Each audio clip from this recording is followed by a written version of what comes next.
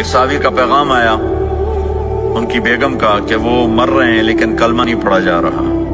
تو آپ تیزی سے اس کے گھر گئے, دیکھا تو وہ بول رہے ہیں. ہم نے کہا کلمہ پڑھو, کہا یہ نہیں پڑھا جاتا.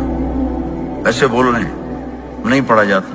آپ نے پوچھا اس کے والدین میں کون زندہ ہے؟ کہا جی ماں زندہ ہے. آپ نے کہا بلاؤ, کہ ماں آ گئی. آپ نے کہا تم اس سے ناراض ہو؟ کہا جی ناراض ہوں. کیا ناراضگی ہے؟ کہ یا رسول اللہ بدتمیزی سے بولتا تھا, بس اور کوئی ناراضگی نہیں. بہت نیک بچہ ہے, تہجد بھی پڑھتا ہے, روزے بھی رکھتا ہے, قرآن بھی پڑھتا ہے. مجھ سے بولتا ہے تو سخت ہو کے بولتا ہے, ریش ہو کے بولتا ہے.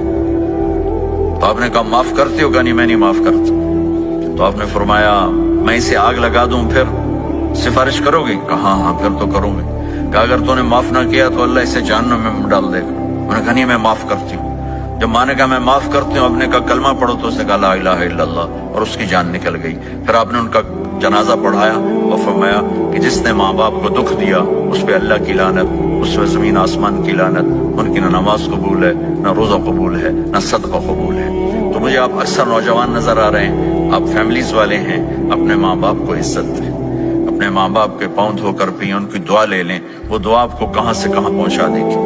ماں باپ کی دعائیں وہ کام کرتی ہیں جو نہ امریکن ڈالر کرتا ہے, نہ کینیڈین ڈالر کرتا ہے, نہ برٹش پاؤنڈ کرتا ہے, نہ پاکستانی ہندوستانی روپیہ کرتا ہے.